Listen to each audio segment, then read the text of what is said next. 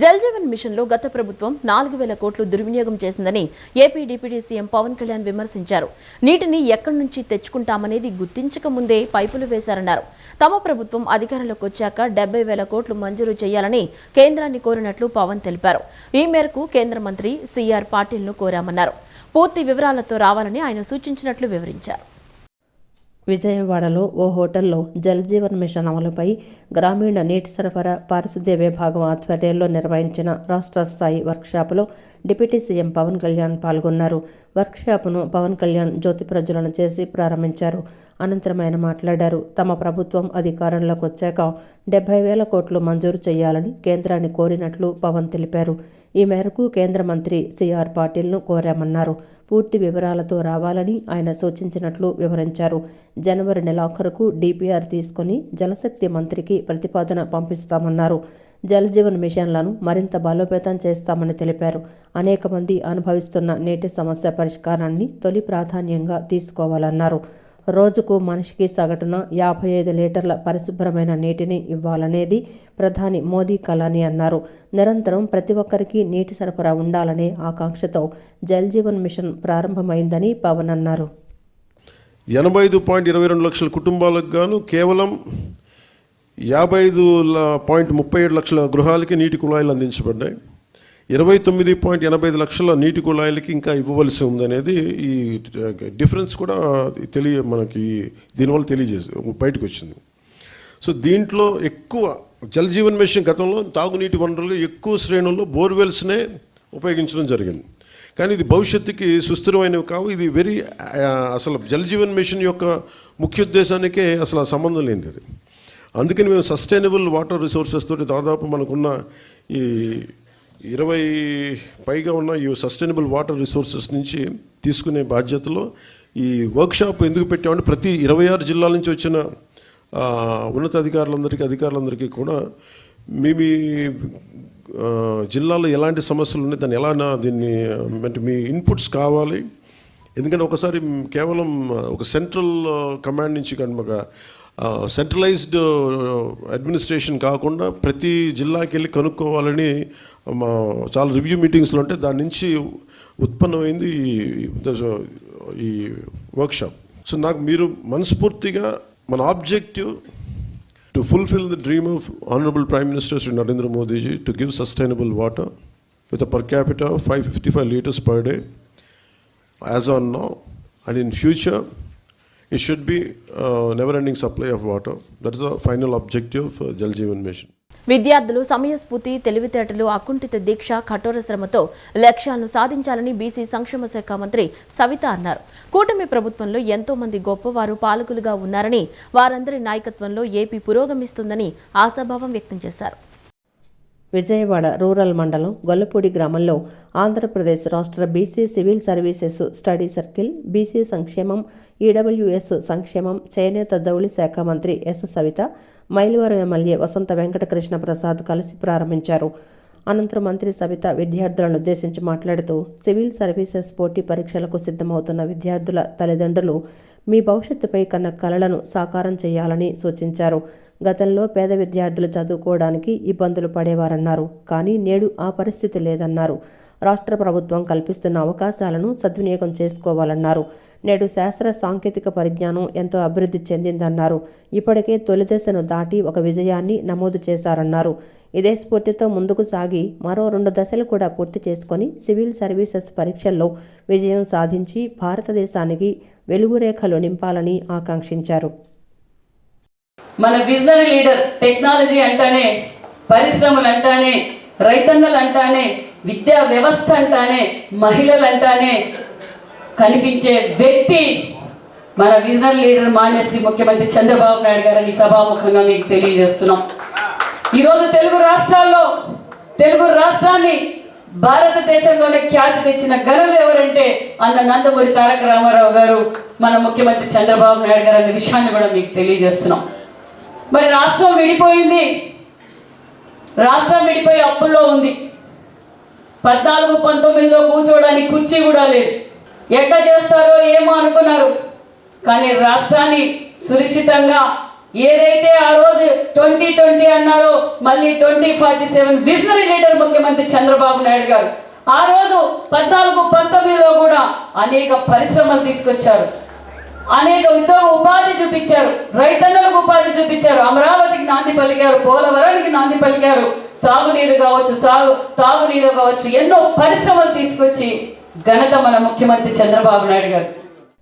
అనంతరం వసంత వెంకటకృష్ణ ప్రసాద్ మాట్లాడుతూ, మీ కుటుంబాలు వెనుకబాటుతనాన్ని జయించాలంటే మీరంతా ఉన్నతంగా ఎదగాలి, మీ తల్లిదండ్రులు మీపై పెట్టుకున్న నమ్మకాన్ని నెరవేర్చాలని సూచించారు.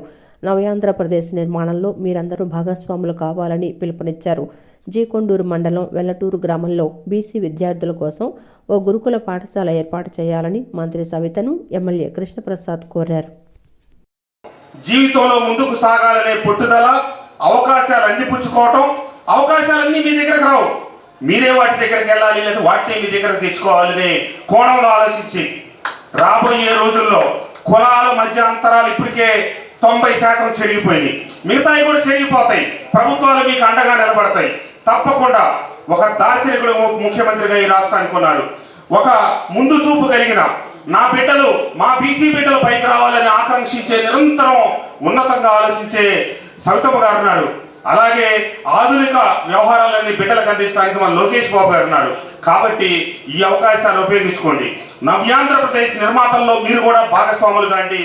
బెజవాడ ఇంద్రకీలాద్రిపై కొలువు తీరిన శ్రీ కనకదుర్గమ్మ సన్నిధానంలో ఈ నెల 21 నుంచి భవానీ దీక్ష విరమణలు ప్రారంభమవుతాయని ఎన్టీఆర్ జిల్లా కలెక్టర్ లక్ష్మీ షా పేర్కొన్నారు. ముఖ్యమంత్రి నారా చంద్రబాబు నాయుడు ఆదేశాల మేరకు భవానీలో ఎక్కడ ఇబ్బంది పడకుండా ఉండేందుకు పకడ్బందీ చర్యలు తీసుకుంటున్నామని వివరించారు. భవానీ దీక్ష విరమణ నేపథ్యంలో ఏర్పాట్లను ఇతర ఉన్నతాధికారులతో కలిసి జిల్లా కలెక్టర్ ఇంద్రకీలాద్రిపై ఏర్పాట్లను పరిశీలించారు. అనంతరం జిల్లా కలెక్టర్ మాట్లాడుతూ, ముఖ్యమంత్రి నారా చంద్రబాబు నాయుడు ఆదేశాల మేరకు భవానీలు ఎక్కడా ఇబ్బంది పడకుండా ఉండేందుకు పకడ్బందీ చర్యలు తీసుకుంటున్నామని వివరించారు. కాలినడకన వచ్చే భవానీలకు హోల్డింగ్ ఏరియాలను ఏర్పాటు చేశామని వివరించారు. విజయవాడ మున్సిపల్ కార్పొరేషన్ ఎదురుగా ఉన్న ఖాళీ స్థలంలో హోల్డింగ్ ఏరియాలను ఏర్పాటు చేశామన్నారు. వారి కోసం ప్రత్యేకంగా వాష్రూమ్స్తో పాటు టాయిలెట్స్ సైతం సిద్ధం చేశామన్నారు. భవానీ భక్తుల కోసం ఏర్పాటు చేసిన యాప్ ద్వారా ఎంతమంది భవానీలు వస్తున్నారో ముందుగానే తెలుసుకోవచ్చునని నగర పోలీస్ కమిషనర్ సిపి రాజశేఖర్ బాబు వెల్లడించారు. డ్రోన్స్ ద్వారా పూర్తిగా మానిటరింగ్ చేస్తున్నామన్నారు. భవానీల దీక్ష విరమణ సందర్భంగా రాష్ట్రంలోని వివిధ ప్రాంతాల నుంచి దాదాపు 3,000 మంది పోలీసులను బందోబస్తుకు వస్తున్నారని వివరించారు. ప్రతి ఏటా ఎంతో ప్రతిష్టాత్మకంగా జరిగే భవానీ దీక్ష విరమణ కార్యక్రమాలు ఎక్కడా ఎటువంటి ఇబ్బందులు తలెత్తకుండా చూస్తున్నామని చెప్పారు. టెంపుల్ ఇక్కడ ఉన్న అధికారులు, అలాగే పోలీస్ సిబ్బంది, అలాగే జిల్లా యంత్రాంగంతో కలిపి ఈ యొక్క కార్యక్రమాన్ని విజయవంతంగా ఎక్కడ ఏమి లోటుపాట్లు లేకుండా ప్రాపర్గా తయారు చేసి చేయడానికి జరుగుతూ ఉంది. ఈసారి అంచనా వచ్చి 6 లక్షల వరకు వచ్చే అవకాశం ఉంది అని అంచనాలు ఉన్నాయి. దీనికి తగ్గట్టుగా సరిపోయే ఏర్పాట్లు ఉన్నాయా లేదా, ఇక్కడ స్నానం జాన్ కానీ అక్కడ క్యూ లైన్స్ కానీ ఇవన్నీ ఏర్పాటు ఆల్రెడీ ముమ్మరంగా జరుగుతూ ఉన్నాయి.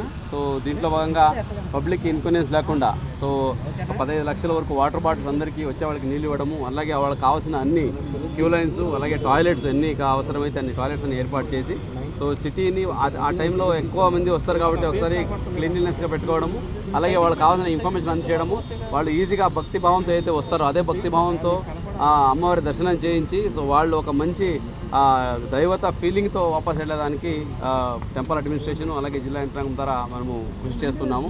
దీనికి పబ్లిక్ రిక్వెస్ట్ ఏంటంటే, వస్తున్నప్పుడు ఎక్కడికక్కడ సైన్ బోర్డ్స్ ఉంటాయి, హెల్ప్ డెస్క్ ఉంటాయి, మీకు కావాల్సిన అన్ని సదుపాయాలు కూడా ఉంటాయి. దాన్ని కొంచెం పేషెన్స్గా అన్నీ వాడుకుంటూ నెమ్మదిగా వచ్చి దైవత అయిపోయిన తర్వాత వెళ్ళండి. ఎక్కడ కంగారు పడాల్సిన అక్కర్లేదు, అడావడి అక్కర్లేదు. మీకోసమే చేస్తున్న ఏర్పాట్లు ఇవి.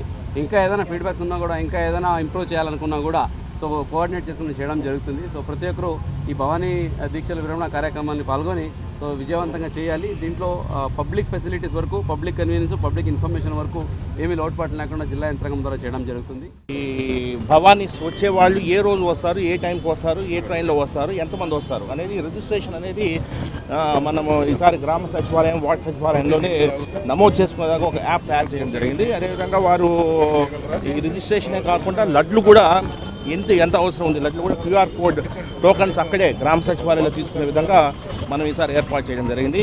హోమగుండాలు 3 హోమగుండాల్స్ ఉన్నాయి. ఈ హోమగుండాల్స్లో కూడా ఎటువంటి ఇబ్బంది లేకుండా చక్కటి ఏర్పాటు చేస్తున్నాం. ఈసారి క్లౌడ్ పెట్రోల్స్ ఏదైతే మనం రీసెంట్గా ప్రవేశపెట్టాము. ఈ cloud petrols, functional control room, అదేవిధంగా ఫాల్కన్ వెహికల్ని మనం ఉపయోగిస్తూ మనము ముందుకు పోతాం. చాలా అనంతరం Vijayawada municipal corporation commissioner Dhyanachandra మాట్లాడుతూ దూర ప్రాంతాల నుంచి వచ్చే భవానీలకు క్యూ లైన్లో మంచినీటి సౌకర్యం కల్పిస్తామన్నారు. శానిటేషన్ కోసం 1000 మందికి పైగా సిబ్బందిని బయట నుంచి తెప్పించామని తెలిపారు.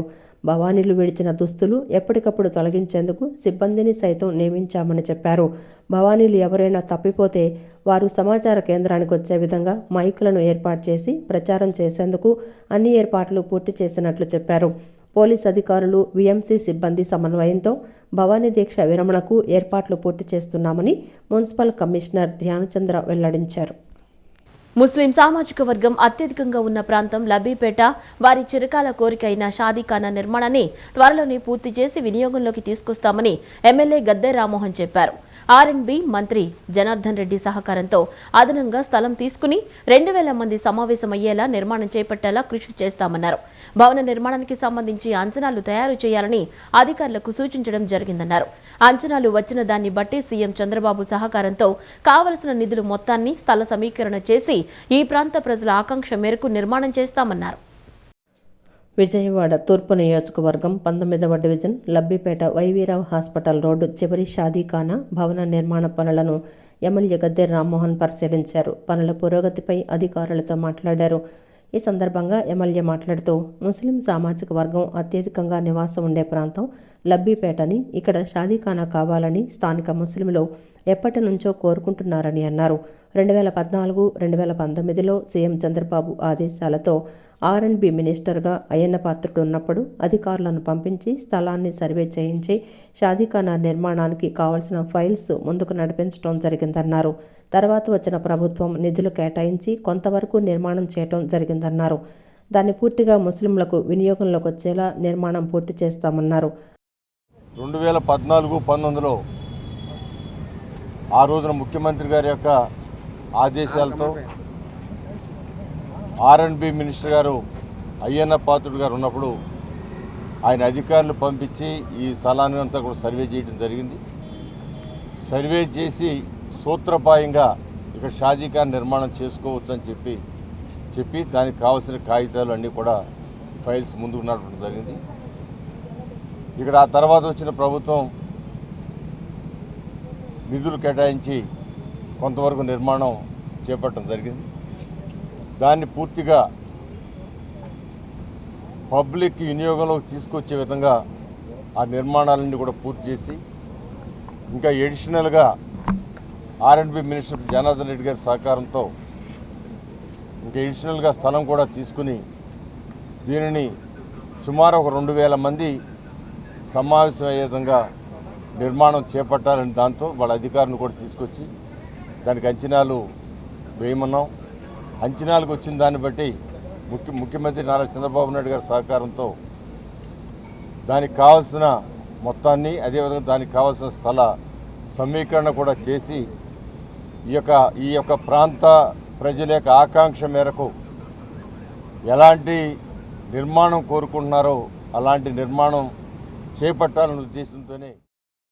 అనంతరం స్థానిక టీడీపీ నాయకులు ఫిరోజ్, భాగం సాయి మాట్లాడుతూ వైసీపీ ప్రభుత్వంలో మొదలుపెట్టిన నిర్మాణం ఎటూ పనికి రాకుండా చాలనట్లు ఉందని ముస్లిం పెద్దలతో కలిసి ఎమ్మెల్యే గద్దె రామ్మోహన్ దృష్టికి తీసుకువెళ్లటం జరిగిందన్నారు. ఎమ్మెల్యే స్పందించి ఏ విధంగా అభివృద్ధి చేయాలని ఆలోచించి అధికారులను తీసుకొచ్చి అంచనాలు వేయిస్తున్నారన్నారు. జిల్లాలో ఉన్న షాదీఖానాలన్నీ విజయవాడ ఎంపీగా ఉన్నప్పుడు నిర్మించినవేనని, తర్వాత ఎవరూ నిర్మించలేదన్నారు. ఆయన దీన్ని ఏ విధంగా అభివృద్ధి చేయాలనే విషయానికి రోజు ముందుకొచ్చి అధికారులందరినీ కూడా తీసుకుని వచ్చి ఈ కార్యక్రమాన్ని ముందుకు తీసుకెళ్ళడానికి కావాల్సిన బడ్జెట్ని కానివ్వండి, అవన్నీ కూడా ప్రీతమ ముఖ్యమంత్రి నారా చంద్రబాబు నాయుడుతో మాట్లాడి చేయాలని ఒక సంకల్పంతో ఈరోజు అన్నయ్య ఇక్కడ ఎమ్మెల్యే గారు ఇక్కడ రావటం మా అందరికి చాలా సంతోషం. ఎందుకంటే గద్దె రామ్మోహన్ రావు గారు పార్లమెంట్ సభ్యుడిగా ఉన్నప్పుడు ఈ ఎన్టీఆర్ జిల్లాలో ఈరోజు ఉన్న షాదీఖానాలన్నీ సిద్దిగా షాదీఖానా దగ్గర నుంచి జగ్గపేటలో ఉన్న షాదీఖానా వరకు అవన్నీ కూడా గద్దె రామ్మోహన్ రావు గారు నిర్మించిందే. షాదీఖానాకు సంబంధించిన విషయం ఏదైనా ఉంటే జనవరిలో మొదలు పెడుతున్నారు, కానీ డిసెంబర్లోనే ఒక నెల ముందే మేము అడిగిన దానికన్నా ఒక నెల ముందే ఈ యొక్క నిర్మాణం గురించి ఇక్కడికి రావటం, వాటిని పరిశీలించడం, సంబంధిత అధికారులని రీఎస్టిమేట్ చేయమని చెప్పడం, దీనికి ఏం కావాలని చెప్పి ఇక్కడ ఉన్న ముస్లిం సోదరులందరినీ కూడా అడిగి ఈ నిర్మాణానికి సంబంధించిన దాంట్లో ఇంకా మనం ముందుకెళ్ళాలి కాబట్టి మీ రీఎస్టిమేట్ చేయండి, ఏదైనా సరే వాళ్ళ కోరిక తీర్చాలనే ఉద్దేశంతో ఈరోజు స్థానికంగా ఇక్కడ అందరినీ కూడా మేము సమావేశపరచడం అందరూ కూడా జరిగింది. సో ఖచ్చితంగా ప్రజల కోరికలు తీర్చే విధంగా మా తూర్పు నియోజకవర్గ శాసనసభ్యులు గద్దె రామ్మోహన్ రావు గారు ముందుంటారంటే అభివృద్ధిలో. ట్రాఫిక్ కానిస్టేబుల్స్ వారంలో 7 రోజులు 24 గంటలు దుమ్ములోనే విధులు నిర్వహిస్తుంటారని, అల్ట్రా వయోలెట్ రేస్కు ఎక్స్పోజ్ అవుతుంటారని విజయవాడ పోలీస్ కమిషనర్ రాజశేఖర్ బాబు తెలిపారు. వారి కళ్లకు భద్రత అనేది ఎప్పుడూ ఉండదన్నారు. ఎంత స్మార్ట్ పోలీసింగ్ చేసినా కూడా కానిస్టేబుళ్ల ప్రమేయం లేకుండా కుదరదని చెప్పారు. ట్రాఫిక్ కానిస్టేబుల్ అనేవాడు ట్రాఫిక్ జంక్షన్స్ వద్ద ఉండాల్సిన అవసరం ఖచ్చితంగా ఉందన్నారు. వారి ఆరోగ్య సమస్యలు గుర్తించి నేత్ర పరీక్షలు నిర్వహించి ఉచితంగా సన్ గ్లాసెస్ ఇవ్వడం హర్షణీయమన్నారు. విజయవాడ మహాత్మాగాంధీ రోడ్డులోని డాక్టర్ అగర్వాల్స్ కంటి ఆసుపత్రిలో పోలీస్ అధికారులు సిబ్బందికి ఉచిత సన్ గ్లాసెస్ పంపిణీ కార్యక్రమాన్ని నిర్వహించారు. ఈ కార్యక్రమానికి Vijayawada police commissioner SV Rajasekhara Babu ముఖ్య అతిథిగా విచ్చేశారు. ఈ సందర్భంగా డాక్టర్ అగర్వాల్స్ కంటి ఆసుపత్రి వారు పోలీసు వారికి అనుభవజ్ఞులైన నేత్ర వైద్య నిపుణులచే పోలీసు సిబ్బంది మరియు వారి కుటుంబాలకు సమగ్ర కంటి పరీక్షలు చేయించడం మరియు హానికరమైన యూవీ కిరణాల నుండి వారి కళ్లను రక్షించడానికి ట్రాఫిక్లో విధులు నిర్వహిస్తున్న పోలీసు అధికారులందరికీ ఉచిత సన్ గ్లాసెస్ పంపిణీ చేయడం జరిగింది. అధికారులు సిబ్బందికి కమిషనర్ చేతుల మీదుగా సన్ గ్లాసెస్ పంపిణీ చేశారు. ఈ సందర్భంగా నగర పోలీస్ కమిషనర్ మాట్లాడుతూ, మన పోలీసు సిబ్బంది ఆరోగ్యాన్ని కాపాడేందుకు డాక్టర్ అగర్వాల్స్ ఐ హాస్పిటల్ వంటి స్వచ్ఛంద సంస్థలు చర్యలు తీసుకోవడం హర్షణీయమన్నారు. ఈ చొరవ తమ అధికారులకు వారి మద్దతును ప్రతిబింబించడమే కాకుండా మన నగరాన్ని రక్షించే వారి శ్రేయస్సు కోసం కంటి సంరక్షణ యొక్క ప్రాముఖ్యతను గుర్తు చేస్తుందని తెలియజేశారు. ఈ సందర్భంగా అగర్వాల్ కంటి ఆసుపత్రి వారిని అభినందించారు. చాలా సంతోషం, ఎందుకంటే ట్రాఫిక్ కానిస్టేబుల్ 24/7 ఎప్పుడు డస్ట్లోనే ఉంటాడు. సో యూవీ రేస్కి ఎక్స్పోజ్ అవుతుంటాడు. అదేవిధంగా డిఫరెంట్ ఇష్యూస్లో ఆయన కళ్ళకి ఎప్పుడు కూడా సేఫ్టీ అనేది ఉండదు. సో అటువంటి సందర్భంలో వారి ప్రాబ్లమ్స్ గుర్తించి ఈరోజు డాక్టర్ అగర్వాల్ హాస్పిటల్ వారు ఈరోజు వారికి ఫ్రీగా ఈ కళ్ళద్దాలు ఇవ్వడం అనేది, కూలింగ్ గ్లాస్ ఇవ్వడం అనేది చాలా సంతోషం. ఎందుకంటే మనము ట్రాఫిక్లో ఎంత స్మార్ట్ పోలీసింగ్ ద్వారా ఎంత ఇంటర్వెన్షన్స్ చేసినా కూడా ట్రాఫిక్ కానిస్టేబుల్ అనేవాడు జంక్షన్స్లో ఉండాల్సిన అవసరం ఖచ్చితంగా ఉంది. హ్యూమన్ ఇంటర్వెన్షన్ అనేది ఇంకా అవసరం. సో కాబట్టి వారి ఆరోగ్య సమస్యలు గుర్తించి ఈరోజు అగర్వాల్ హాస్పిటల్లో గుర్తించి వారికి పంపిణీ చేయడం చాలా సంతోషం. వారందరూ కూడా డాక్టర్ అగర్వాల్ హాస్పిటల్కి సిబ్బందికి, డాక్టర్ రమణమూర్తి గారికి, అదేవిధంగా గణేష్ సుబ్రహ్మణ్యం గారికి. అనంతరం doctor Agarwal's eye hospitals medical director doctor KKS Chakravarthy మాట్లాడుతూ, సమాజానికి సేవ చేసే వారి దృష్టి ప్రధానమని, పోలీసు సిబ్బందికి ఉచిత సన్ గ్లాసెస్ అనేది వారి అచంచలమైన అంకిత భావానికి ధన్యవాదాలు తెలపడానికి చిన్న గుర్తని అన్నారు. తాము వారి ఆరోగ్యానికి మద్దతు ఇవ్వడానికి కట్టుబడి ఉన్నామన్నారు. వారికి సాధ్యమైనంత ఉత్తమమైన సంరక్షణను అందించడానికి తాము కట్టుబడి ఉన్నామని తెలియజేశారు. Take care of those people who are serving us, helping us, protecting us, our heroes, our police force. So today we have requested our commissioner to start the campaign at Vijayawada. We also have the entire empanelments, EHS, Arogyashree and Arogya Bhadrata to serve the entire community of the state government employees, central government employees. We have CGHS and also we have Arogya Bhadrata scheme. With this, we will not be sparing any public in Andhra Pradesh without taking a service. They don't have to, because everything government is taking care. We also have the empanelment. They need to just come, spend some time and then check their eyes, and it will be all serving good for all the community. వాలంటీర్లకు ఎన్నికల్లో ఇచ్చిన హామీ మేరకు అమలు చేయాలని CPI రాష్ట్ర కార్యదర్శి Ramakrishna demand చేశారు. కింది స్థాయిలో పనిచేసుకునే ఉద్యోగులపై కక్ష సాధింపులు సరికావన్నారు. వైసీపీలో మంత్రులు, ఎమ్మెల్యేలుగా చేసిన వారికి సీట్లు ఇచ్చిన చంద్రబాబుకు వాలంటీర్లపై మాత్రం కక్ష ఎందుకని ప్రశ్నించారు. ఎన్నికల్లో ఇచ్చిన హామీ మేరకు వాలంటీర్లకు ఇచ్చిన హామీ అమలు చేయాలని డిమాండ్ చేస్తూ ఆంధ్రప్రదేశ్ రాష్ట్ర వాలంటీర్ల అసోసియేషన్ ఆధ్వర్యంలో వాలంటీర్ల ఆత్మగౌరవ దీక్ష ముగిసింది. సిపిఐ రాష్ట్ర కార్యదర్శి రామకృష్ణ వాలంటీర్లకు నిమ్మరసం ఇచ్చి దీక్షను విరమింపచేశారు. ఈ సందర్భంగా ఆయన మాట్లాడుతూ ఎన్నికలకు ముఖ్యమంత్రి చంద్రబాబు ఇచ్చిన హామీని నిలబెట్టుకోవాలని డిమాండ్ చేశారు. జీవో లేదని వాలంటీర్లను కొనసాగించలేమని చెప్పడం సరికాదని అన్నారు. పిచ్చుక మీద బ్రహ్మాస్త్రం వద్దని హితవు పలికారు. కింది స్థాయిలో పనిచేసుకునే ఉద్యోగులపై కక్ష సాధింపులు సరికావన్నారు. తాము అధికారంలోకి వస్తే 10,000 ఇస్తామని చెప్పి ఇప్పుడు వీరిని దూరం పెట్టారని అన్నారు. వైసీపీలో మంత్రులు ఎమ్మెల్యేలుగా చేసిన వారికి సీట్లు ఇచ్చిన చంద్రబాబుకు వాలంటీర్లపై మాత్రం కక్ష ఎందుకని ప్రశ్నించారు. సీనియర్ రాజకీయ నాయకుడిగా ఉన్న సీఎం చంద్రబాబు చిరుద్యోగులపై కక్ష సాధింపు చేపడితే ప్రభుత్వానికి చెడ్డ పేరు వస్తుందన్నారు. పిచ్చుకపోయిన బ్రహ్మాస్త్రం అంటారే అదే ఇది. వాళ్ళ పాపం నెలకు 5,000 రూపాయలతో పనిచేసేవాళ్ళు, అది పెద్ద ఉద్యోగము కాదు.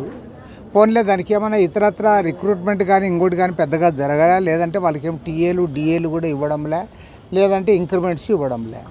వాళ్ళు పర్మనెంట్ ఉద్యోగులు కూడా కాదు. వాళ్ళు ఏదో కింది స్థాయిలో పని చేసుకున్న వాళ్ళపైన మీరు కక్ష సాధింపు ధోరణితో ఈ రకంగా చేయడాన్ని మాత్రం తీవ్రంగా తప్పుపడతా ఉన్నాం. కాబట్టి నేను ఇవాళ మంత్రులు కానీ ఇతరులు కానీ కోరడం లేదు. సాక్షాత్తు ముఖ్యమంత్రి చంద్రబాబు నాయుడు గారు ఎన్నికల్లో చాలా స్పష్టంగా చెప్పారు. ఎన్నికల ముందు ఆయన ఇచ్చిన వాగ్దానాల్లో 5,000 రూపాయలతో పని చేయలేరు, కనీసం 10,000 రూపాయలు ఇవ్వాలని చెప్పి కోరాడు. మేము ఇస్తామని కూడా చెప్పారు. ఇవాళ మీరు అధికారానికి వచ్చిన తర్వాత మంత్రివర్గ సమావేశాలు కూడా చర్చించి వారి గురించి మీరు అది ఒక నిర్ణయం తీసుకోకుండా ఉండడం మాత్రం సరైనది కాదు. గతంలో వైఎస్ఆర్ కాంగ్రెస్ పార్టీలో ఎమ్మెల్యేలుగా, మంత్రులుగా, ఎంపీలుగా పనిచేసిన వాళ్ళు మీకు పనికొస్తారు. అదే కింది స్థాయిలో ఏదో చిన్న జాబ్ చేసే వాళ్ళకి మాత్రం వాళ్ళలో మీకు జగన్మోహన్ రెడ్డి కనపడతాడంటే అది ఏ రకంగా కూడా సమంజసం కాదు. అనంతరం నగర కార్యదర్శి జి కోటేశ్వరరావు మాట్లాడుతూ వాలంటీర్ వ్యవస్థను కొనసాగిస్తామని ఎన్నికలకు ముందు చెప్పిన సీఎం చంద్రబాబు ఇప్పుడు పెడచెవిన పెట్టారని ప్రశ్నించారు. వాలంటీర్లు చేసే పోరాటానికి సిపిఐ సంఘీభావం తెలుపుతుందన్నారు. వాలంటరీ వ్యవస్థని కొనసాగిస్తాము. వారికి ఇస్తున్నటువంటి వేతనం 5,000 కాదు 10,000కు పెంచుతాము. ఖచ్చితంగా రాబోయేటటువంటి కాలంలో ఈ వాలంటరీ వ్యవస్థని కొనసాగిస్తామని చెప్పి ఎన్నికల సందర్భంగా చెప్పారా లేదా? వాస్తవానికి ప్రజానికానికి అందరికి కూడా తెలుసు. కానీ 6 నెలలు అవుతున్నప్పటికీ 6 నెలలుగా వీరందరూ కూడా మా యొక్క వ్యవస్థని కొనసాగించమని చెప్పి కోరుతా ఉంటే ఎందుకు మీరు పేడ చెవిని పెడతా ఉన్నారని చెప్పి సిపిఐగా మేము కోరుతా ఉన్నాం, డిమాండ్ చేస్తూ ఉన్నాం. ప్రజల నుంచి కూడా వాలంటరీ వ్యవస్థ అనేటటువంటిది కొనసాగించడం ద్వారా మాకు మెరుగైన సేవలు అందించబడతాయి అని చెప్పి కామన్ పబ్లిక్ కూడా చెబుతున్నటువంటి పరిస్థితుల్లో తెలుగుదేశం పార్టీకి ద్రోహం చేసే పని తానెప్పుడు చేయనని, పార్టీకి తానెప్పుడు విధేయుడిగానే పనిచేస్తానని టీడీపీ నేత మాజీ MP APSRTC chairman Konakalla Narayana Rao చెప్పారు. మాజీ మంత్రి జోగి రమేష్తో తనకు ఎటువంటి సంబంధాలు లేవని, విగ్రహావిష్కరణలో పాల్గొన్న ఘటన యాదృచ్ఛికంగా జరిగిందని చెప్పారు. నూజివీడులో గౌతులచ్చన్న విగ్రహావిష్కరణ కార్యక్రమంలో మాజీ మంత్రి జోగి రమేష్తో కలిసి వేదికపై కూర్చోవటం, రోడ్ షోలో పాల్గొనటంపై ముఖ్యమంత్రి చంద్రబాబు, ఆర్టీసీ చైర్మన్ కొనకళ్ళ నారాయణరావు వివరణిచ్చారు. గౌతులచ్చన్న విగ్రహావిష్కరణ ఆహ్వాన కమిటీ వాళ్ల ఆహ్వానం మేరకే తాను ఆ కార్యక్రమానికి వెళ్లానని, జోగి రమేష్ వస్తున్నారన్న సమాచారం తనకేమాత్రం తెలియదని, తాను అక్కడికి వెళ్లిన తర్వాత జోగి రమేష్ వచ్చారని కొనకళ్ళ నారాయణరావు వివరించారు. గౌతులచ్చన్న విగ్రహావిష్కరణ కార్యక్రమాన్ని వివాదం చేయకూడదన్న ఉద్దేశంతోనే జోగి రమేష్ వచ్చినా ఆ కార్యక్రమంలో పాల్గొనాల్సి వచ్చిందన్నారు. దీనిపై సోషల్ మీడియాలో వస్తున్న కథనాలను ఖండిస్తున్నామన్నారు. త్వరలోనే ముఖ్యమంత్రి చంద్రబాబును కలిసి అన్ని విషయాలు వివరిస్తానని కొనకళ్ళ నారాయణరావు స్పష్టం చేశారు. రేషన్ బియ్యం కేసులో పేర్ని నానిని కాపాడాల్సిన అవసరం కూటమి నేతలకు లేదన్నారు. పేర్ని నాని అనే వ్యక్తి మాకు అజాత శత్రువని, ఆయన చేసిన తప్పుకు శిక్ష అనుభవించక తప్పదని అన్నారు. పేద ప్రజలకు అందాల్సిన రేషన్ బియ్యాన్ని దోచుకుతిన్న వ్యక్తి పేర్ని నాని అని, పక్కదారి పట్టించిన బియ్యానికి డబ్బులు కట్టినంత మాత్రాన కేసు నుండి బయటపడలేరని కొనకళ్ళ నారాయణరావు అన్నారు. గౌతు శిరీష్ గారు, గౌతు లచ్చన్న గారి మనవరాలు, ఆవిడ చేత విగ్రహావిష్కరణ ముఖ్య అతిథిగా పారసారథి గారు వస్తున్నారని చెప్పారు. ఆ కార్యక్రమానికి నేను వెళ్ళటం జరిగింది. అక్కడికి వెళ్ళిన తర్వాత, ఊర్లోకి వెళ్ళిన తర్వాత జోగి రమేష్ కూడా ఆ కార్యక్రమానికి రావడం జరిగింది. మేమంతా కూడా ఆశ్చర్యపోయాం. ఇది మా వరకు పిలిచిన కార్యక్రమం కింద భావించాం. జోగి రమేష్ వస్తాడని చెప్పి మేము ఊహించలేదు. ఇటువంటి అనుకోకుండా జరిగినటువంటి దురదృష్టకర సంఘటన. అతను ఊరేగింపులోను అంతకుముందు పారసారథి గారి కోసం మేము వెయిట్ చేస్తూ ఉన్నాం ఒక ఇంట్లో. ఆ ఇంట్లోకి కూడా జోగి రమేష్ వచ్చాడు. మేము ముభావంగానే మేము ఉన్నాము, అయిష్టంగానే ఉన్నాం. కానీ లచ్చన గారి విగ్రహావిష్కరణ సభ రసాబస కాకూడదన్న ఉద్దేశంతో, అంతరాయం కలగకూడదన్న ఉద్దేశంతో మేమంతా ఓర్పు వహించి అక్కడ విగ్రహ కమిటీ వాళ్ళు ఏర్పాటు చేసినటువంటి ఊరేగింపులో పాల్గొని లచ్చన గారి విగ్రహావిష్కరణ చేసి మళ్ళీ సభకి బహిరంగ సభకు రావడం జరిగింది. అవగాహన లేక తప్పుగా అర్థం చేసుకుని మా పైన సోషల్ మీడియాలో మాట్లాడుతూ ఉన్నారు. అవన్నీ కరెక్ట్ కాదు. జోగి రమేష్ని మేము ఆహ్వానించలేదు. అది ఆహ్వాన సంఘం వాళ్ళు ఎవరన్నా వైసీపీ వాళ్ళు చేసిన పని అయి ఉంటుంది. అది కృష్ణా జిల్లా పెనంలూరు నియోజకవర్గం గంగూరులో ఈ నెల 20వ తేదీన జరిగే రెవెన్యూ సదస్సులో రాష్ట్ర ముఖ్యమంత్రి నారా చంద్రబాబు నాయుడు పాల్గొంటున్నారని పెనంలూరు నియోజకవర్గం ఎమ్మెల్యే బోడే ప్రసాద్ తెలిపారు. గ్రామాల్లో అపరిష్కృతం కాని భూ సమస్యలను పరిష్కరించేందుకు రెవెన్యూ సదస్సును ఏర్పాటు చేసినట్లు చెప్పారు. ఈ సదస్సులో ముఖ్యమంత్రి పాల్గొని రైతులతో ముచ్చటిస్తారని అన్నారు. కృష్ణా జిల్లా పెనమలూరు నియోజకవర్గం గంగూరులో ఈ నెల 20వ తేదీన రెవెన్యూ సదస్సును నిర్వహిస్తున్నారు. ఈ రెవెన్యూ సదస్సుకు రాష్ట్ర ముఖ్యమంత్రి చంద్రబాబు నాయుడు ముఖ్య అతిథిగా హాజరు కానున్నారు. రెవెన్యూ సదస్సుతో పాటు రైతు సేవా కేంద్రాల పనితీరును ముఖ్యమంత్రి పరిశీలించనున్నారు. ముఖ్యమంత్రి పర్యటన నేపథ్యంలో నియోజకవర్గంలోని రైతు భరోసా కేంద్రాలను కృష్ణా జిల్లా కలెక్టర్ బాలాజీ, పెనమలూరు నియోజకవర్గ ఎమ్మెల్యే బోడే ప్రసాద్ పరిశీలించారు. గంగూరు, గండిగుంట గ్రామాలను పరిశీలించి రైతు సేవా కేంద్రంలో సభ నిర్వహించాలని నిర్ణయించారు. అనంతరం ఎమ్మెల్యే బోడే ప్రసాద్ మీడియాతో మాట్లాడుతూ నేటికి గ్రామాలలో భూ సమస్యలు ఉన్నాయని వాటిని పరిష్కరించేందుకు తమ ప్రభుత్వం కృషి చేస్తుందని తెలిపారు. అందులో భాగంగా రెవెన్యూ సదస్సులను ఏర్పాటు చేస్తోందన్నారు. గంగూరు గ్రామంలో నిర్వహించే రెవెన్యూ సదస్సులో ముఖ్యమంత్రి పాల్గొంటారన్నారు. అలాగే ధాన్యం కొనుగోలు కేంద్రాలను సందర్శించి రైతుల కష్టసుఖాలు తెలుసుకోవడానికి ముఖ్యమంత్రి పర్యటన 20వ తేదీ గంగూరులో పర్యటిస్తారన్నారు. రైతు సేవా కేంద్రాల ద్వారా రైతులకు అనేక సేవలు అందిస్తున్నామని, రైతులకు మరిన్ని మెరుగైన సేవలు అందించేందుకు కృషి చేస్తున్నట్లు తెలిపారు. ముఖ్యమంత్రి చంద్రబాబు నాయుడు పాల్గొనే ఈ రెవెన్యూ సదస్సులో రైతులు పాల్గొని జయప్రదం చేయాలని బోడే పిలుపునిచ్చారు. ఈ రెవెన్యూ సదస్సుల ద్వారా ఈ ప్రభుత్వం వాటిని పరిష్కారం చేస్తూ ఉంది. రేపు గంగూరు గ్రామంలో ఈ రెవెన్యూ సదస్సులో చంద్రబాబు నాయుడు గారు పాల్గొనబోతా ఉన్నారు. అలాగే ధాన్యం కొనుగోలు కేంద్రాలు కూడా సందర్శించి రైతుల యొక్క కష్టసుఖాలు తెలుసుకోవడానికి ఈ యొక్క ముఖ్యమంత్రి గారి పర్యటన ప్రోగ్రాం 20వ తేదీ గంగూరులో కన్ఫర్మ్ అయింది. ఇక్కడ గండిగుంటలో ఎలా ఉంది అనేది కూడా చూడటానికి ఇక్కడికి రావడం జరిగింది. అయితే వాతావరణం సరిలేదు, బై రోడ్ రావాల్సి ఉంది కాబట్టి అది దగ్గరలో, అంటే ఆయన అమరావతికి దగ్గరలో ఉన్న ప్రాంతం గంగూరు గ్రామంలో ఉంది కాబట్టి మోస్ట్లీ అక్కడ ఫైనల్ అవ్వచ్చు అనేది ఆలోచన. దీంట్లో రైతులందరూ కూడా ఈరోజు అక్కడికి వచ్చి పాల్గొనవలసిందిగా కోరుతా ఉన్నాం. ఓన్లీ రైతు భరోసాలండి, రైతు సేవా కేంద్రాల్లో ఈ ధాన్యం కొనుగోలు మీద అండ్ రెవెన్యూ. విద్యార్థుల మనోవికాసానికి క్రీడలు దోహదపడతాయని ఎన్టీఆర్ జిల్లా విద్యాశాఖ అధికారి యువి సుబ్బారావు అన్నారు. విద్యార్థి మానసిక, శారీరక ఎదుగుదలకు క్రీడలు ఎంతో అవసరమన్నారు. విద్యార్థులు జీవితంలో ఉన్నత స్థాయికి రావాలంటే చదువుతో పాటు క్రీడలో కూడా ఆసక్తి చూపించాలన్నారు. జీవితంలో గెలుపోటములను కూడా సులువుగా తీసుకుని ముందుకు వెళ్లాలంటే విద్య కన్నా క్రీడలు ముఖ్యమన్నారు. నగరంలోని ఇందిరాగాంధీ మున్సిపల్ స్టేడియంలో గుంటూరు ఆక్స్ఫర్డ్ స్కూల్ 26వ వార్షిక క్రీడా పోటీలను నిర్వహించారు. ఈ కార్యక్రమానికి ఎన్టీఆర్ జిల్లా విద్యాశాఖ అధికారి యువి సుబ్బారావు ముఖ్య అతిథిగా విచ్చేశారు. క్రీడా జ్యోతిని వెలిగించి క్రీడా పోటీలను ప్రారంభించారు. విద్యార్థులు కవాతు నిర్వహించి గౌరవ వందనం చేశారు. జిల్లా విద్యాశాఖ అధికారి యువి సుబ్బారావు విద్యార్థుల గౌరవ వందనాన్ని స్వీకరించారు. అనంతరం ఆయన మాట్లాడుతూ క్రీడలపై దృష్టి పెట్టే క్రీడా సంస్థలు చాలా తక్కువ ఉంటాయని అన్నారు. గుంటూరు ఆక్స్ఫర్డ్ స్కూల్ యాజమాన్యం క్రీడలకు ప్రాధాన్యం ఇవ్వటం అభినందనీయమని పేర్కొన్నారు.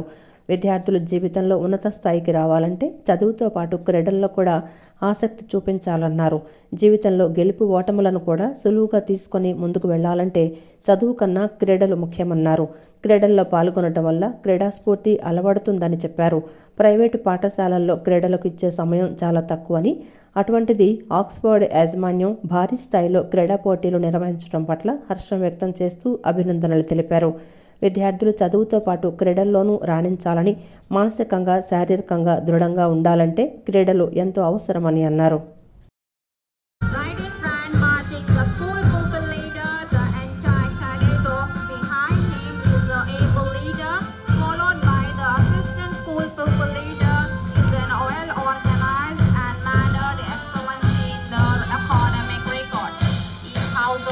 Presented by the captains and vice captains.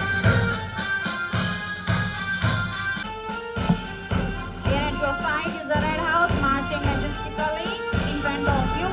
Dressed in red symbolizes the passion, sincerity, power and strength. On the stage, you see the Royal Red House taking the salute from the chief guest.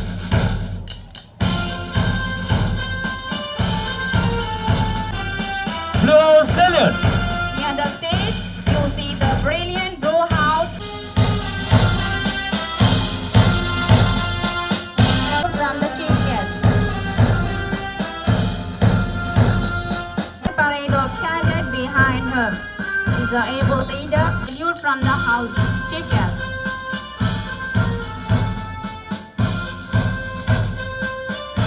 House taking the salute from the chief guest. ఎంతసేపు చదువు, ranks, marks, fees ఈ గోళ్ళ తప్పితే మరి sports మీద focus పెట్టే schools చాలా తక్కువ ఉంటాయి.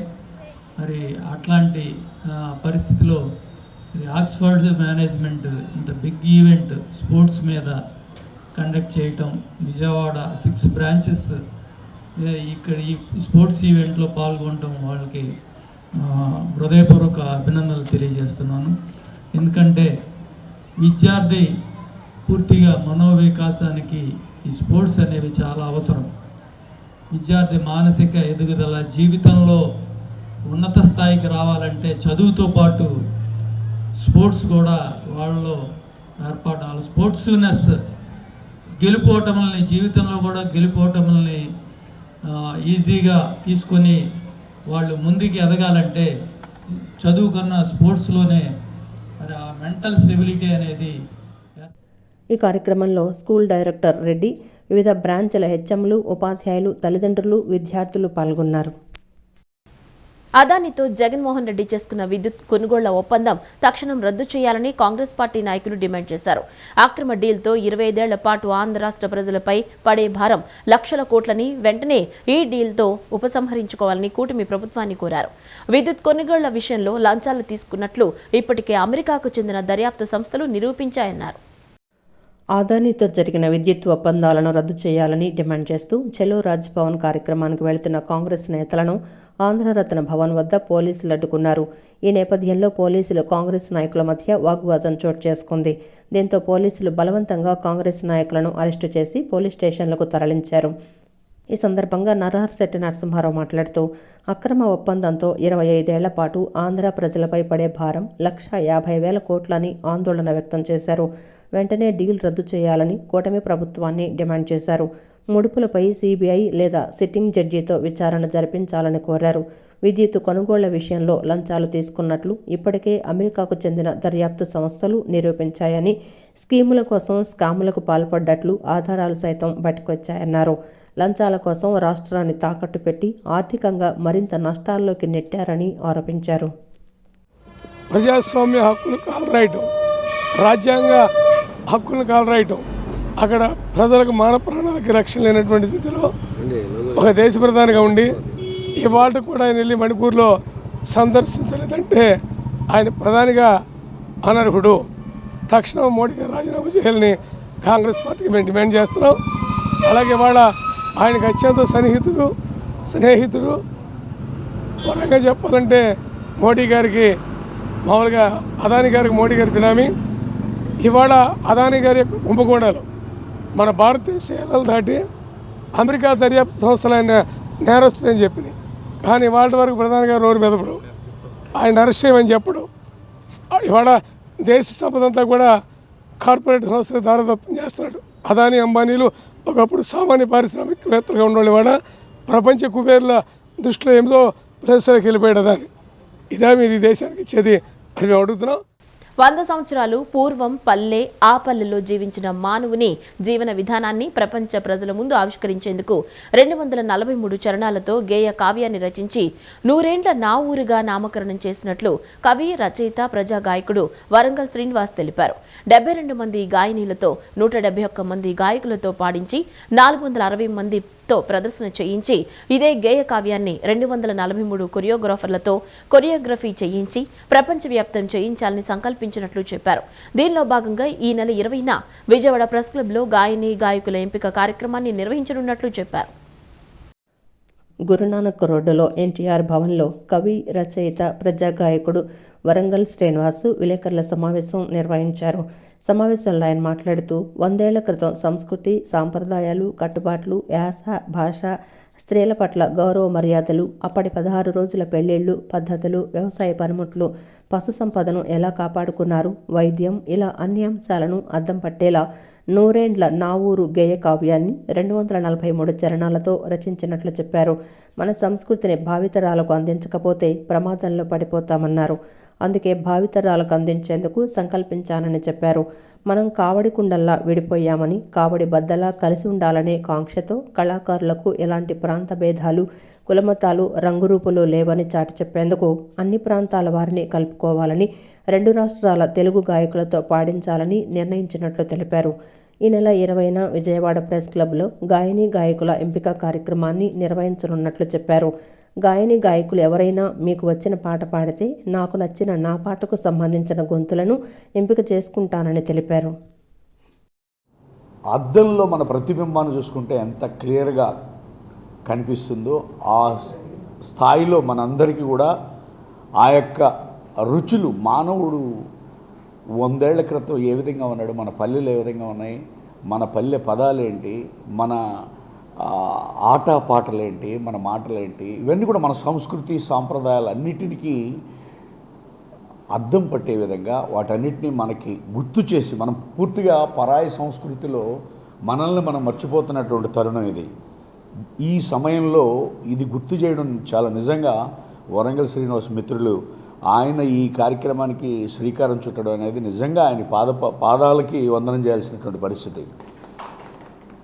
ఈ విషయం ఈ 100 ఏళ్ల నా ఊరు అనేటువంటి ఈ గేయ కావ్యాన్ని 243 చరణాలతో రచించినటువంటి మిత్రుడు శ్రీనివాస్ గారు యాజ్ ఇట్ ఈజ్ 243 కూడా ఆయనే అత్యద్భుతంగా పాడి మనందరికీ వినిపించగలడు. దాన్ని అనంతరం రాష్ట్ర దేవాదాయ ధర్మాదాయ శాఖ సాంకేతిక అధికారి భవిని రవి, ప్రజా గాయకుడు దామోదర్ గణపతిరావు మాట్లాడుతూ 100 ఏళ్ల మన సంస్కృతి సాంప్రదాయాలకు అద్దం పట్టే విధంగా 100 ఏళ్ల నా ఊరు గేయ కావ్యాన్ని వరంగల్ శ్రీనివాసు 243 చరణాలతో రచించారని తెలిపారు.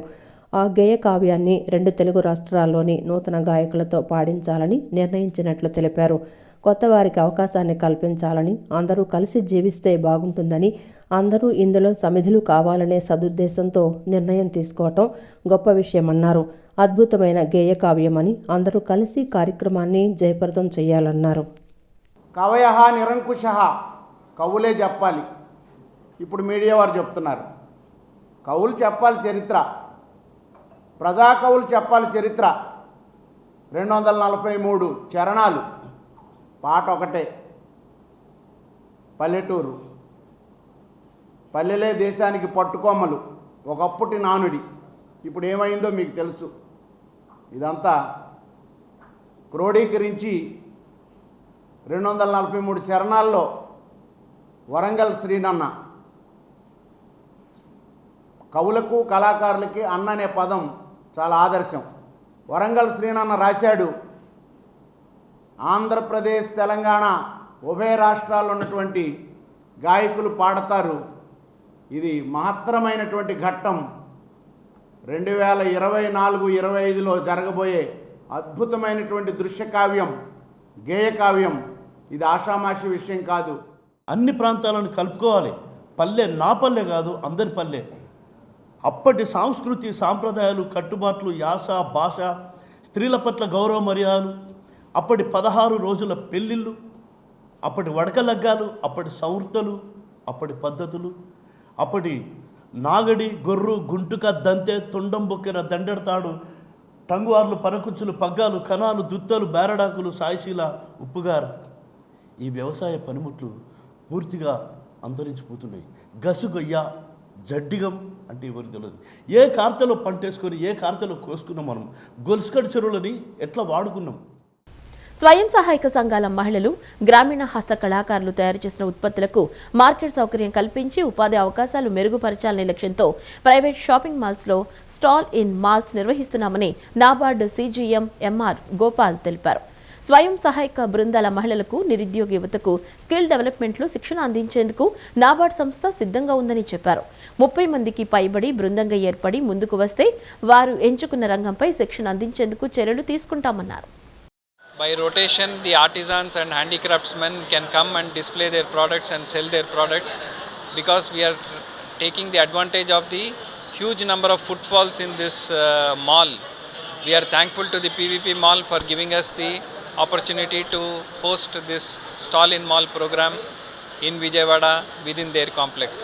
I wish the artisans get very good sales during this period and their income will enhance substantially due to this small intervention which NABARD has come up with. వాళ్ళు తయారు చేసిన ప్రోడక్ట్స్ని అక్కడే విలేజెస్లోనే అమ్మకుండా ఇక్కడ సిటీస్లో కూడా అర్బన్ వాళ్ళకి కావాల్సినట్టుగా వాళ్ళకు కావాల్సినట్టు ప్యాకింగ్ చేసి ఎట్లయితే అట్రాక్టివ్గా చూపించి అమ్మేదానికి వాళ్ళకు అవకాశం కలిగించాలని చెప్పేసి ఇట్లాంటి ప్రయత్నం చేస్తున్నాము. ఇది 4వ ప్రోగ్రాం. ఇది మొదటిసారి ఈ మాల్లోనే చేశాము. తర్వాత విశాఖపట్నంలో 2 చేశాము. ఇప్పుడు ఇది 4వది. ఇప్పుడు ప్రారంభోత్సవం చేసాము ఇప్పుడే సీఎం గారి చేతిలో. So this is a very good opportunity వాళ్ళందరికీ, మహిళలకి. అంటే వాళ్ళ ఇంటి దగ్గరే చేసుకోకుండా మాల్స్లో కూడా ఎట్లాంటి డిజైన్స్ కావాలనేది వాళ్ళకి నేర్చుకోవడానికి అవకాశం దొరుకుతుంది. మహిళా సంక్షేమం, సాధికారత అమలుపై ప్రభుత్వాలు చిత్తశుద్ధి ప్రదర్శించాలని మహిళా సమైక్య రాష్ట్ర ప్రధాన కార్యదర్శి పెన్మత్స దుర్గా భవానీ డిమాండ్ చేశారు. ఈ నెల 6, 7, 8 తేదీల్లో ఢిల్లీలో జరిగిన జాతీయ మహిళా సమైక్య 22వ జాతీయ మహాసభల్లో సమాజంలో మహిళలు ఎదుర్కొంటున్న పలు సమస్యల మీద చర్చించినట్లు వెల్లడించారు. విజయవాడ దాసరి భవన్లో మీడియాతో మాట్లాడిన ఆమె రాష్ట్రంలో మహిళల మీద జరుగుతున్న అఘాయిత్యాలు అదుపుకు ప్రభుత్వం తీసుకుంటున్న చర్యలు కంటి తుడుపుగా మాత్రమే ఉన్నాయన్నారు. మద్యం వల్ల కుటుంబ, సామాజిక హింస పెరుగుతున్న ప్రధాన ఆదాయ వనరుగా చూడటం దురదృష్టకరమని ఆవేదన వ్యక్తం చేశారు. ఏ రాష్ట్రాన్ని చూడండి, 27 రాష్ట్రాల ప్రతినిధులు అక్కడ పాల్గొన్నారు. ఏ రాష్ట్రంలో చూసినా కూడా మద్యం విలయతాండవం చేస్తుంది. మద్యం వల్ల అనేక కుటుంబాలు వాళ్ళ జీవన విధానాన్ని పూర్తిగా దుర్భిక్షం పాలవైపు వెళ్ళిపోవటానికి వాళ్ళ ఆరోగ్యాలు పాడు చేసుకోవటం, అనారోగ్యం పాలవటం, ఆసుపత్రులు పాలవటం, చిన్నతనంలోనే విడోలుగా మారటం ఇలాంటివన్నీ జరుగుతూ ఉన్నాయి.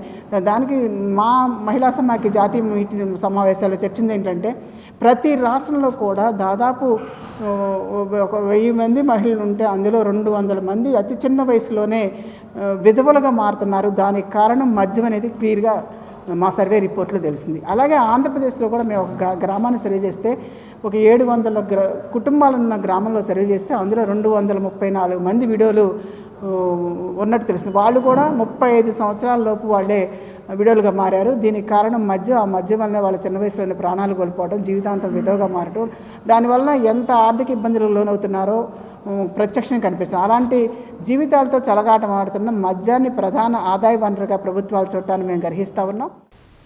అధునాతన పద్ధతుల్లో వ్యవసాయం ఎలా జరుగుతుందో విద్యార్థులకు అవగాహన కల్పించేందుకు నగరంలోని మారిస్టెల్లా కళాశాలలో హార్టీ ఎక్స్పో 2024ను ఏర్పాటు చేసినట్లు department of agriculture and rural development విభాగాధిపతి లక్ష్మణస్వామి తెలిపారు.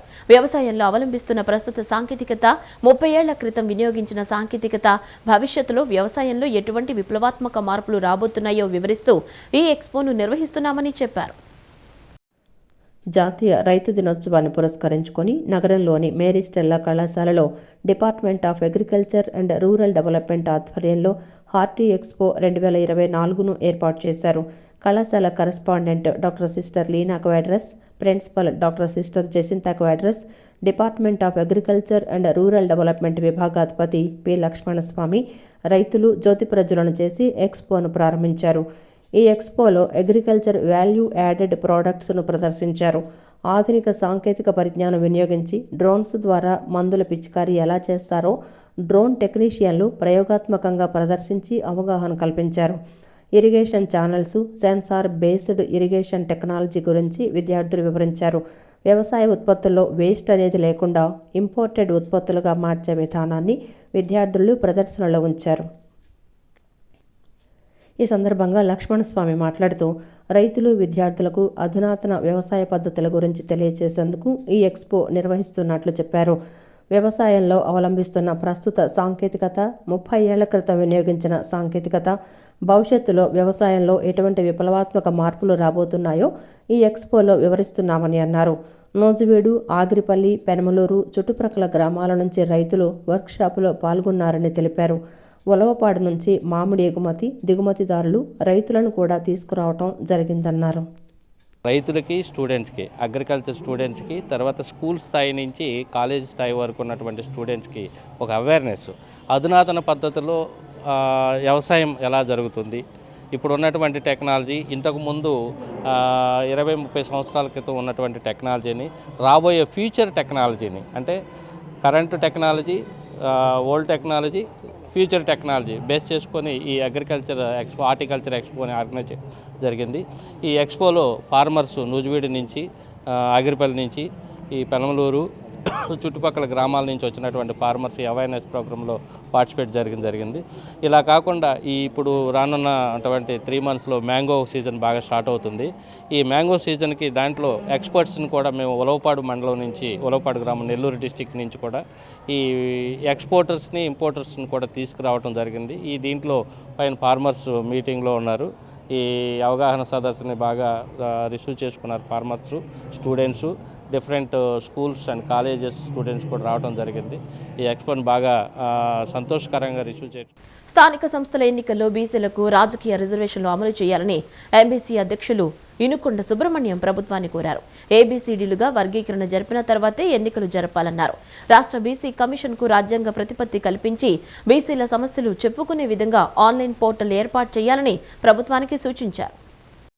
అయోధ్య నగర్లోని అత్యంత వెనుకబడిన తరగతుల సంఖ్య ఆధ్వర్యంలో బీసీ వర్గాలతో రౌండ్ టేబుల్ సమావేశం ఏర్పాటు చేశారు. వ్యవస్థాపక అధ్యక్షులు ఇనుకొండ సుబ్రహ్మణ్యం అధ్యక్షతన జరిగిన సమావేశంలో పలు తీర్మానాలు చేశారు. ఈ సందర్భంగా ఆయన మాట్లాడుతూ స్థానిక సంస్థల ఎన్నికల్లో బీసీలకు రాజకీయ రిజర్వేషన్లు అమలు చేయాలని, విద్యా, ఉపాధి రంగాలలో జరుగుతున్న విధంగా వర్గీకరణ చేయాలని రాజకీయ పార్టీలను డిమాండ్ చేశారు. కేంద్ర ప్రభుత్వం ఓబీసీలకు విద్యా, ఉపాధి రంగాలలో అమలు జరుగుతున్న రిజర్వేషన్ల కోసం ఏర్పాటు చేయబడిన జస్టిస్ రోహిణి కమిషన్ రిపోర్టును అమలు చేయాలన్నారు. బీసీలకు వర్గీకరణ జరిపిన తర్వాతే స్థానిక సంస్థల ఎన్నికలు జరపాలన్నారు. గతంలో ఉన్న బీసీ కులాలకు ఆర్థిక సంక్షేమ ఫెడరేషన్లను పునరుద్ధరించాలని డిమాండ్ చేశారు. రాష్ట్ర బీసీ కమిషన్కు రాజ్యాంగ ప్రతిపత్తి కల్పించాలన్నారు. అనంతరం గుంజి నరసింహారావు మాట్లాడుతూ బీసీలలో కులాల వారీగా స్థానిక సంస్థలలో విద్యారంగంలో మాదిరిగా పొలిటికల్ రిజర్వేషన్ అమలు చేయాలన్నారు. విద్యలో వర్గీకరణ చేశారు, ఎవరెవరికి ఏ కులాలకు ఉండాలనేది. అలాగే ఎడ్యుకేషన్లో కూడా అదే విధంగా దామాషా ఇచ్చారు. అదే దామాషా ప్రకారం పొలిటికల్ రిజర్వేషన్ కూడా ఇవ్వమని అడుగుతున్నాం. ఏమనంటే యువతతో పాటు మేము న్యాయమైందేనా, అన్యాయంగా మేమన్నా చేస్తున్నామా, మాకేమో పని లేకుండా ఉద్యమాలు చేస్తున్నామా? కాదు. గవర్నమెంట్, తెలుగుదేశం గవర్నమెంటే 89లో చేసిందిగా. ఇప్పుడు వరకు మీరు అనేక సంవత్సరాలు ఎన్నికలు జరిగాయిగా, పంచాయతీ ఎన్నికలు, జడ్పీలు ఎన్ని జరిగాయిగా. ఆ ఎన్నికల్లో ఏ ఏ కులాలు వచ్చాయి, ఈ వర్గీకరణ లేని దానివల్ల ఏ కులాలు లబ్ధి పొందాయి, ఏ కులాలు లబ్ధి పొందలేదు. ఒకసారి ఆలోచించుకుంటున్నాం. దానికోసమే మేము వర్గీకరణ చేయమన్నాం. ఇదే విధంగా తమిళనాడులో కూడా బీసీలు, ఎంబీసీలు, సంచార జాతులుగా కూడా వర్గీకరించున్నారు. పోతే కేంద్ర ప్రభుత్వం ఓబీసీలు సెంట్రల్లో ఓబీసీలు అంటారు. విద్యా ఉపాధి రంగాలలో అమలు జరుగుతున్న రిజర్వేషన్లు ఎందు వర్గీకరణ ఏర్పాటు చేయడమైంది. అక్కడ కూడా రోహిణి కమిషన్ అని జస్టిస్ రోహిణి గారిని వేశారు. ఆ కమిషన్ ఇచ్చారు. ఆ రిపోర్ట్ అంతా మళ్ళీ బుట్ట దాఖలైంది. అది అన్ని విషయాల్లో పోటీ పడలేకుండా చాలా బ్యాక్వర్డ్గా ఉన్నారు కాబట్టి వీరి కోసం ప్రత్యేకమైన రాయితీలు కావాలని, ప్రత్యేకమైన రిజర్వేషన్లు కావాలని ఈ ఉద్యమం ఈ ఎంబీసీ అసోసియేషన్ తరఫున చేస్తూ మేము ప్రస్తుతం గౌరవనీయులు చంద్రబాబు నాయుడు గారి నేతృత్వంలో ఏర్పడిన ఈ గవర్నమెంట్కి, తెలుగుదేశం పార్టీ గవర్నమెంట్కి రిప్రజెంటేట్ చేసేదానికి ఈరోజు ఇక్కడ మేము సమావేశమయ్యాం. దీని ముఖ్య ఉద్దేశం ఏంటంటే, ఇప్పుడు ఎంబీసీ అధ్యక్షుడు చెప్పినట్టు ముఖ్యంగా స్థానిక సంస్థల పరిపాలనలో బీసీలందరికీ రిజర్వేషను, మన రాష్ట్రంలో ఉన్న రిజర్వేషన్లు, బీసీలకు ఇచ్చే రిజర్వేషన్లు గంపకొత్తగా ఇంప్లిమెంట్ చేస్తున్నారు. ఆ విధంగా ఇంప్లిమెంట్ చేస్తే వెనకబడిన అట్టడుగున ఉన్న బీసీలకి, అంటే బుడబుక్కల, గంగిరెద్దుల అలాంటి వాళ్ళకి గ్రామ స్థాయిలో సర్పంచులుగా, వార్డు మెంబర్లుగా రావటం లేదు. అదేవిధంగా మున్సిపల్ కౌన్సిలర్లుగా, అర్బన్ మున్సిపల్ బాడీస్లో కౌన్సిలర్గా కానీ లేకపోతే కార్పొరేటర్లు కానీ వీళ్ళు ఎన్నిక కాబట్టడం లేదు. అభివృద్ధి చెందిన బీసీలే ఎన్నిక కాబడుతున్నారు. పండుగల సీజన్ను పురస్కరించుకుని విజయవాడ మహాత్మా గాంధీ రోడ్లోని ఆర్ఎస్ బ్రదర్స్ ప్రత్యేక ఆఫర్లను వినియోగదారులకు అందిస్తుంది.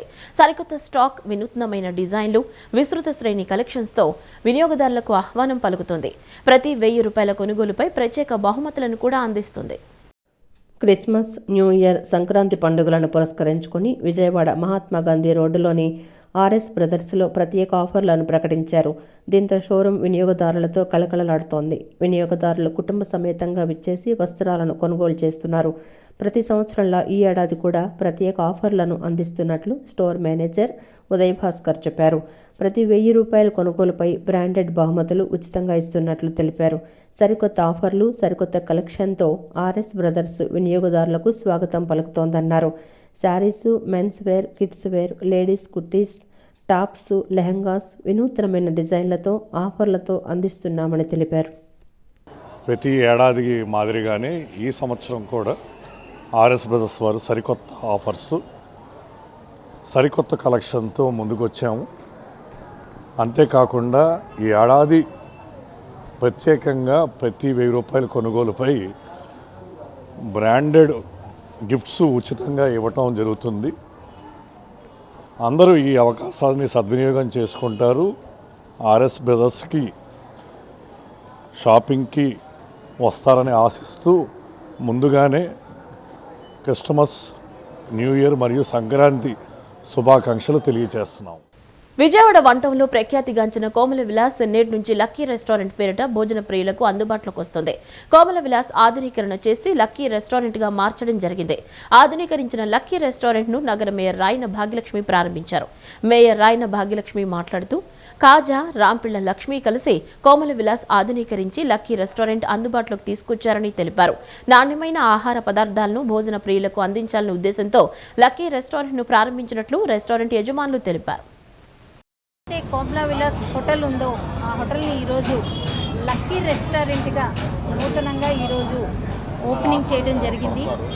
మన కాజా గారు అలాగే మన రాంపిల్ల లక్ష్మి గారు వీళ్ళు ఈ హోటల్ని తీసుకొని ఏదైతే మన కోమల విలాస్ ఉందో దాన్ని లక్కీ రెస్టారెంట్గా ఈరోజు నూతనంగా ఓపెన్ చేయడం జరిగింది. దీనికి మన కార్పొరేటర్లు అలాగే ప్రజాప్రతినిధులు, నాయకులు అందరూ ఈరోజు రావటం జరిగింది. కాజా గారికి కానీ అలాగే లక్ష్మీ గారికి కానీ చక్కని వ్యాపారం జరిగి ఆ అల్లా ఆశీస్సులు అలాగే అమ్మవారి ఆశీస్సులు ఎల్లవేళలో ఉండి దినదిన ప్రబద్ధమానంగా వీళ్ళు వెళ్ళగాలని, అలాగే వీళ్ళ రెస్టారెంటు చక్కని పదార్థాలతోటి ఇక్కడ వచ్చే ప్రతి ఒక్క కస్టమర్లకి నాణ్యమైన ఫుడ్ అందించాలని చక్కని ఫుడ్. మళ్ళీ 12 కాడ నుంచి mutton biryani, chicken biryani, కుష్కా, grill chicken, shawarma, butter నాను, పుల్కా ఇలాగ మొత్తం ఏది అనేది కూడా కస్టమర్కి అందుబాటులో ఉండేటట్టు అందుబాటులో రేట్లో ఇక్కడ ఈ ఏరియాని బట్టి రేట్లు కూడా తక్కువే పెట్టి క్వాలిటీ ఎక్కువ ఇచ్చి చేస్తున్నాం. ప్రజలందరూ మా దగ్గరికి వచ్చి ఒకసారి టేస్ట్ చూస్తే రెండోసారి వదలరు. ఇంకోటి ఏంటంటే దేవుని ఆశీస్సులతో పాటు ప్రజలందరి ఆశీస్సులు కూడా మాకు ఉండాలని మనస్ఫూర్తిగా కోరుకుంటున్నాము. మీరు ఏ విధంగా అయితే ఆహారం కావాలని అనుకుంటున్నారో అదే విధంగా మేము ఇవ్వటానికి మేము చాలా ప్రయత్నిస్తున్నాము. ఒకసారి మీ అందరూ కూడా మా హోటల్ని దర్శించాలని, మీ ఆశీస్సులు మాకు రావాలి. ఈ వార్తలు ఇంతటితో సమాప్తం. నమస్కారం.